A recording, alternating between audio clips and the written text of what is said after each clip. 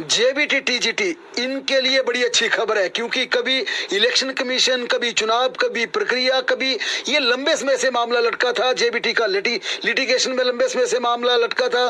TGT की भर्ती को भी माना जाए कि एक फुटबॉल की तरह घुमाया जा रहा था, लेकिन अब सरकार ने साफ तौर पर इसमें नियुक्ति पत्र जारी करने के, अपॉइंटमेंट जारी करने के निर्देश जारी कर दिए हैं और सैद्धांतिक रूप से यह फैसला लिया गया है कि 1 जुलाई से टीजीटी, जेबीटी जिनकी भर्ती होनी है उनकी ज्वाइनिंग शुरू हो जाएगी। लेकिन सैद्धांतिक फैसले में 3 बड़ी शर्तें लगाई हैं। सबसे पहले नियुक्ति सिंगल टीचर, यानी कि सबसे पहले नियुक्ति, सबसे पहले अपॉइंटमेंट लेटर उस टीचर्स को मिलेगा जो उस क्षेत्र में जाने के लिए तैयार होगा जहां पर कोई भी टीचर नहीं है, यानी कि विदाउट टीचर स्कूलों में प्रायोरिटी के आधार पर अपॉइंटमेंट दी जाएगी। नंबर 2, जहां पर छात्रों की संख्या ज्यादा लेकिन टीचर कम है, दूसरी प्रायोरिटी वहां मिलेगी। तीसरी, जहां पर स्ट्रेंथ काफी ज्यादा है लेकिन टीचर्स कम है, चाहे वहां पे 2 हैं या 3 या 4 हैं, वहां पर नियुक्ति दी जाएगी। यानी कि मंत्रियों के नोट, विधायकों के नोट टीजीटी और जेबीटी की नियुक्ति में नहीं चलेंगे, ये साफ तौर पर तय कर दिया गया है। और कैबिनेट में मुख्यमंत्री सुखविंदर सिंह सुक्खू ने अपने मंत्रियों को भी कन्विंस कर दिया है कि अगर हिमाचल प्रदेश के दुर्गम क्षेत्रों में जिस मंशा के साथ ये भर्ती की गई है, वाकई ही इसका लाभ छात्रों को देना है, फिर डीओ नोट ना मंत्री दें ना विधायक दें। और जहां पर कोई भी टीचर नहीं है, क्योंकि करीब 3000 से ज्यादा ऐसी संख्या जहां पर कोई टीचर्स नहीं है, या जहां पर सिंगल टीचर से, माफ कीजिएगा, जहां पर कोई टीचर नहीं है करीब 400 इसकी संख्या है, और जहां पर सिंगल टीचर है उसकी 3000 से ज्यादा स्कूलों की संख्या है। इसलिए सैद्धांतिक रूप से यह तय किया गया है कि इसकी नियुक्ति पत्र जारी करने की प्रक्रिया को हरी झंडी दे दी है कि आप इसका प्रोसेस शुरू कीजिए, लेकिन कोई डीओ नोट इसके लिए कंसीडर नहीं होगा। 3, नंबर 1, जहां पर कोई टीचर नहीं है वहां अपॉइंटमेंट मिलेगी, जहां पर सिंगल टीचर है वहां अपॉइंटमेंट दी जाएगी, या जहां पर स्टूडेंट्स काफी ज्यादा है, टीचर्स कम है, वहां पर अपॉइंटमेंट दी जाएगी। यानी कि जो भी अब इस नियुक्ति पत्र के इंतजार में बैठे हैं वे अपना डीओ नोट मैनेज करने की बजाय उन स्कूलों की तलाश करें जहां पर कोई टीचर नहीं है या सिंगल टीचर है। बहरहाल जेबीटी की बात की जाए तो लंबे समय ये इससे भर्ती लटकी थी, इसके लिए भी अब नियुक्ति पत्र जारी करने को सरकार ने हरी झंडी दे दी है।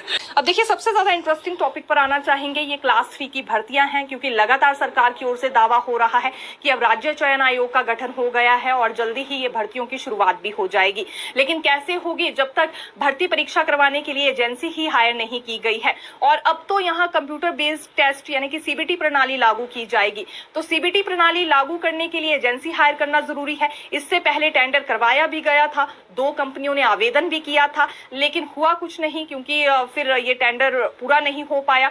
अब यहाँ प्रस्ताव राज्य चयन आयोग की ओर से सरकार को भेजा गया है और इस प्रस्ताव में 2 परमिशंस मांगी गई है। पहली परमिशन तो ये कि रीटेंडरिंग कब करवानी है या नहीं करवानी है, और दूसरी परमिशन ये है कि जब तक रीटेंडरिंग का सिलसिला पूरा नहीं हो जाता है, यानी कि टेंडर प्रक्रिया जब तक पूरी नहीं हो जाती है, तब तक टीसीएस को ही ये काम दे दिया जाए।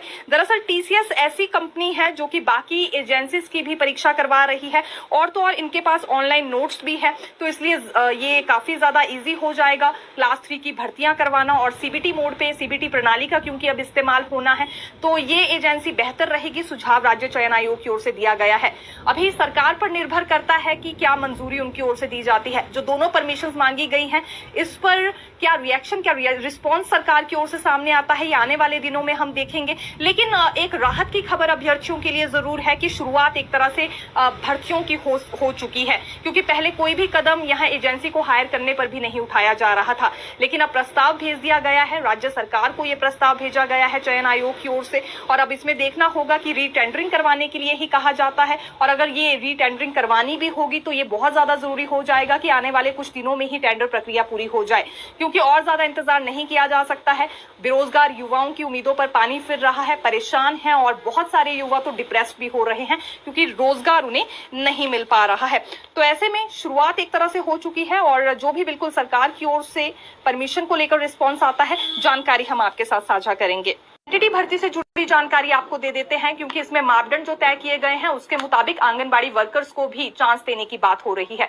लेकिन क्या आप जानते हैं, आंगनबाड़ी वर्कर्स इसके लिए काफी कम रुचि दिखाने वाली है। कारण उसके क्या है? एनटीटी भर्ती एक तो आउटसोर्स माध्यम से हो रही है। हालांकि 6297 सरकारी स्कूलों में की जा रही है, पिछले कल ही मंजूरी मिली है, लेकिन आउटसोर्स माध्यम से जब भर्ती होगी तो आउटसोर्स एजेंसी इसमें हायर की जाएगी। 10,000 करीब इनका वेतन है। और जब आउटसोर्स एजेंसी हायर की जाएगी, क्योंकि इलेक्ट्रॉनिक डेवलपमेंट कॉर्पोरेशन को निर्देश जारी कर दिए गए हैं कि वो मैन पावर को उपलब्ध करवाएं, तो अब एजेंसी रखी जाएगी तो एजेंसी की फीस अलग से जाएगी। तो ये भी नहीं कह सकते कि 10,000 रुपए भी पूरे यहाँ पर इन कर्मचारियों को मिलने वाले हैं, यानी कि जो प्री प्राइमरी टीचर्स होंगे। और ऐसे में आंगनबाड़ी वर्कर जो कि आउटसोर्स भर्ती के बिल्कुल विपरीत है, तो आखिरकार क्यों ही इसमें ये रुचि दिखाएंगी, ये अभी इस वक्त का बड़ा सवाल है। हालांकि हो भी सकता है बाद में कुछ एक आंगनबाड़ी वर्कर्स की ओर से इंटरेस्ट दिखाया जाए, लेकिन जहां भर्ती आउटसोर्स माध्यम से हो रही हो, वेतन भी खाली 10,000 हो और उसका मिलना भी पूरा तय ना हो, तो यहाँ पर कई तरह के सवाल उठ जाते हैं। फिलहाल जो महिलाएं 15,000 के करीब हैं, एनटीटी भर्ती का इंतजार कर रही हैं, वो इसमें एक शिकायत जरूर कर रही हैं कि एनसीटी की गाइडलाइंस फॉलो की जाएंगी। 2 साल